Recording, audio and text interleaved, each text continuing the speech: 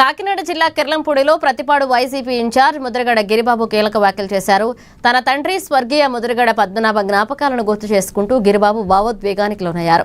తండ్రి మృతదేహం వద్దకు కుమార్తె క్రాంతిని అనుమతించకపోవడం పూర్తిగా ముద్రగడ చివరి కోరిక మేరకే జరిగిందని ఆయన స్పష్టం చేశారు. తండ్రి అంత్యక్రియల విషయంలో పోలీసులు అధికార బలంతో వ్యవహరించారని, ప్రభుత్వం వద్ద నుంచి ఎలాంటి అధికారిక లాంఛనాలు, గార్డ్ ఆఫ్ ఆనర్ కోరకపోయినా బలవంతంగా నిర్వహించారన్నారు. ఇదే సమయంలో తమ కుటుంబానికి అండగా నిలిచిన మాజీ సీఎం వైఎస్ జగన్మోహన్ రెడ్డికి, రాష్ట్ర గవర్నర్, వివిధ పార్టీల ప్రముఖులకు, అధికారులకు గిరిబాబు కృతజ్ఞతలు తెలిపారు.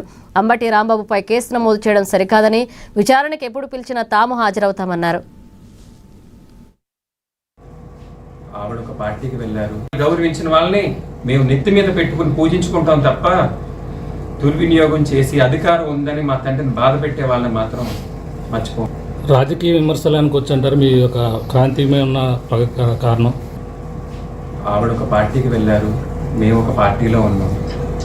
పార్టీలు ఏదైనప్పటికీ కుటుంబం అనేది కుటుంబం అండి. అంతేగాని రాజకీయ లబ్ధి కోసం దేన్ని త్యాగం చేస్తున్నారండి?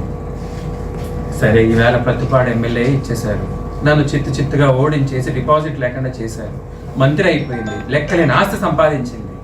ఏం కోల్పోయిందండి? At what cost is earning all that?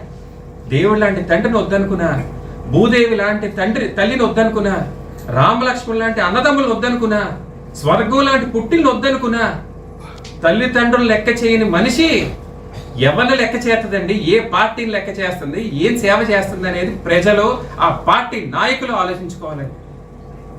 ఇది రాజకీయం కాదండి, రాజకీయం కానే కాదు. హైదరాబాద్ వెళ్ళినప్పుడు కూడా 4 సార్లు ఆవిడ ప్రయత్నం చేయడం జరిగింది.